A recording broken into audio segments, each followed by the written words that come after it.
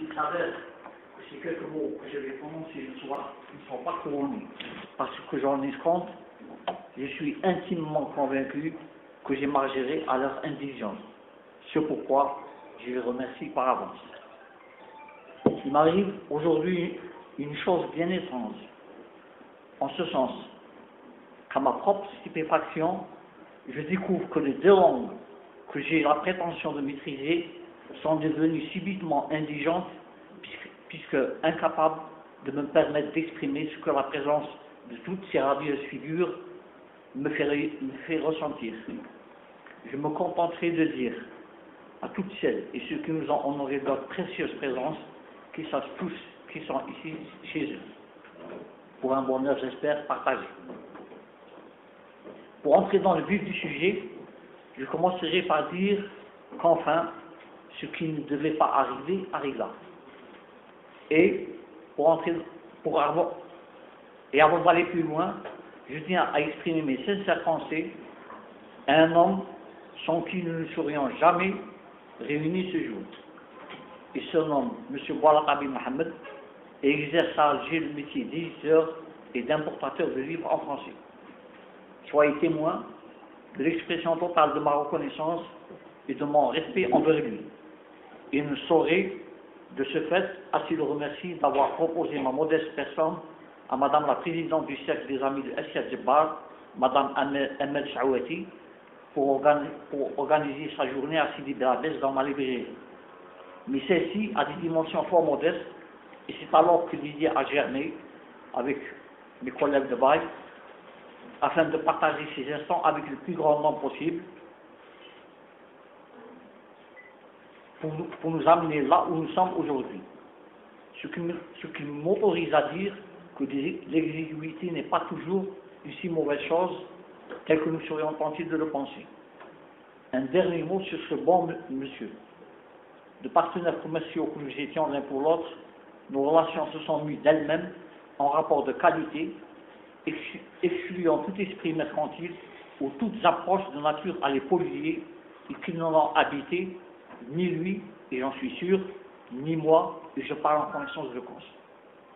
Ceci étant, je dois vous dire que quand j'ai reçu le deuxième mail de Madame Ahmed Chouati, me confirmant définitivement sa volonté d'organiser la présente journée dans notre ville, surgirent spontanément à mon esprit les deux derniers vers d'un poème qui en compte 103, écrit aux environs de l'an 570. Si vous est là,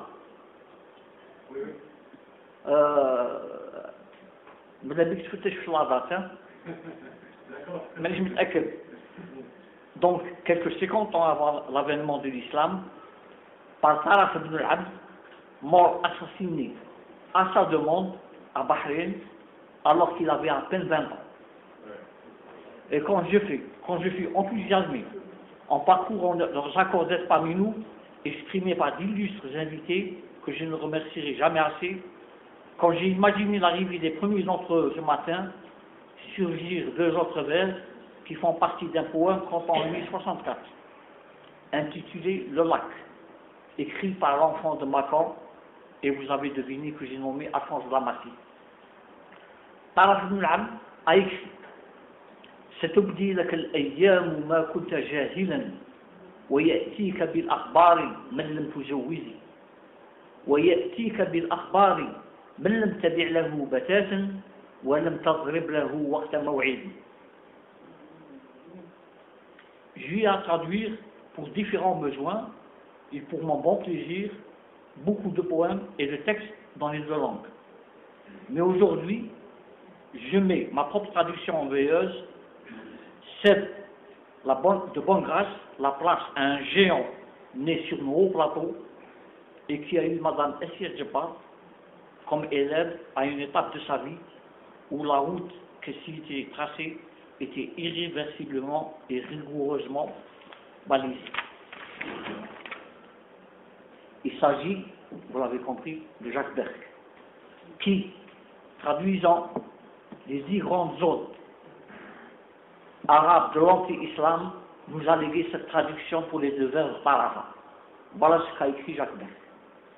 Des jours te découvriront ce que tu ignores et t'apporteront des nouvelles dont tu n'étais pourvu. Et tu les apporteras plus sûrement encore celui auquel tu n'as ni fourni manteau de voyage, ni fixé de rendez-vous. Quant à la Martine, j'ai parlé de 2 vers, je vais vous en citer 4 pour le même prix. Ainsi, toujours poussé vers de nouveaux rivages, dans la nuit éternelle emporter son retour, ne pourrons-nous jamais, sur l'océan des âges, jeter l'ancre un seul jour? Mais, nous rendant à l'évidence, je sais que le temps ne nous fera pas l'impossible faveur et l'utopique plaisir d'arrêter son implacable écoulement, spécialement aujourd'hui, car un train sifflera cet après-midi à 15h, emmenant nos gratueuses amies du sexe avec leurs bâtons de pèlerine, cheminant vers d'autres horizons, tout assoiffés de connaissances comme de nous. Alors, il ne me reste qu'à souhaiter à toute l'assistance de partager avec nous les instants que nous allons vivre, et je le souhaite du moins dans le meilleur des convivialités, et que chacun puisse tirer le maximum de profit selon ses propres sensibilités. Je vous remercie pour votre aimable attention.